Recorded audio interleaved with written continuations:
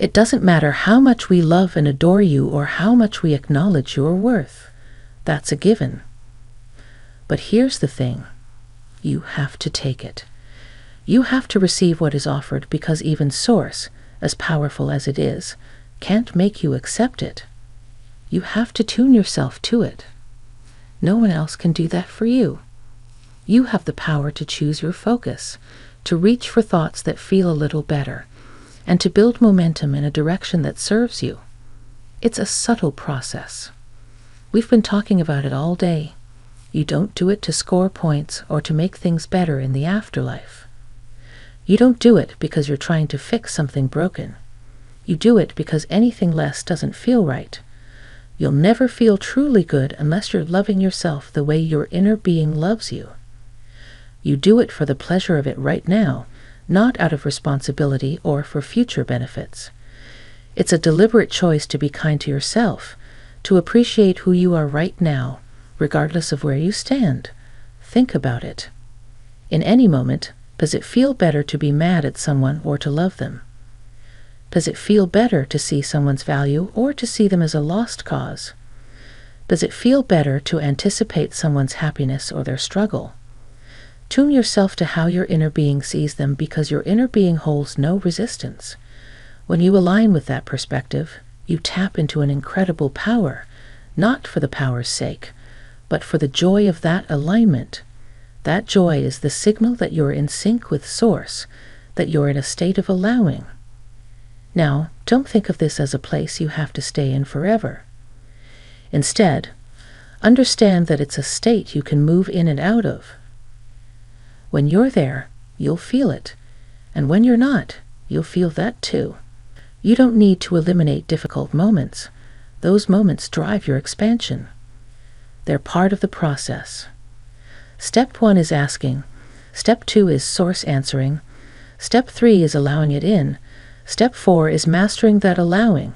And step 5 is being so good at it that you don't fear slipping out of it. Slipping out isn't failure. It's just part of the contrast that keeps the cycle moving. When you experience contrast, things you don't like, that's when new desires are launched. That contrast isn't a sign of failure or brokenness. It's a sign your guidance system is working. It's a sign that you're actively participating in this process. Just relax and trust it. If you're worried about money, for example, that worry is momentum moving in a direction. But if you catch a glimpse of optimism, that momentum can slow down. Momentum is always happening. It's just a matter of which direction it's moving. And your awareness of this is what gives you the opportunity to pivot, to consciously guide the flow of your thoughts. Law of attraction responds to whatever vibration you're putting out. So if you're on a positive roll, it's hard to think negatively, and vice versa. If you focus on prosperity, momentum builds in that direction. If you focus on lack, it builds there instead.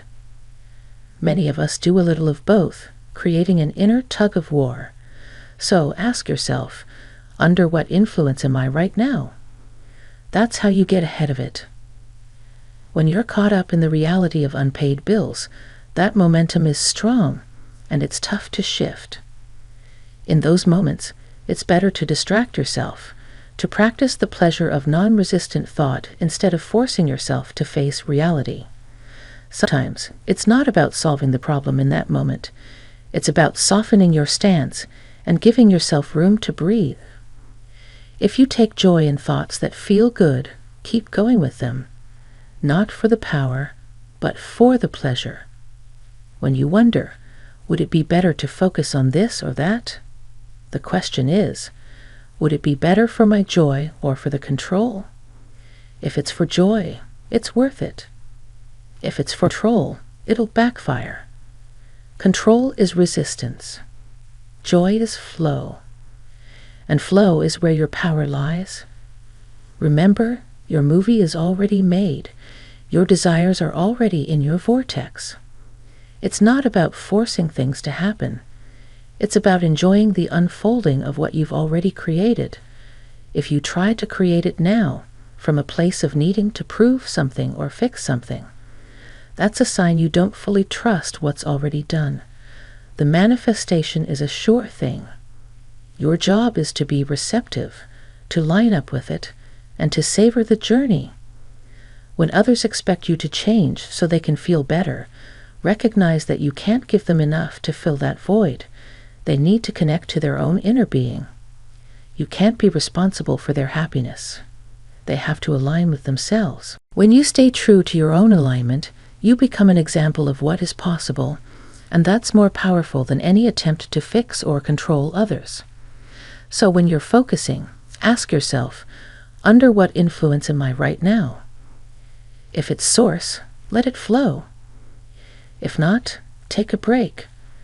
We've loved this interaction because in this space, you've allowed yourself to connect with your source longer than usual. You felt it, and because you felt it, you'll know when you slip from it. When you leave here, that clarity might fade a little, but you've expanded. You'll notice it, and you'll know what to do. Trust the process. It's all part of the joy of creating and living. This journey isn't about getting it done. It's about enjoying the unfolding and knowing that all is truly well.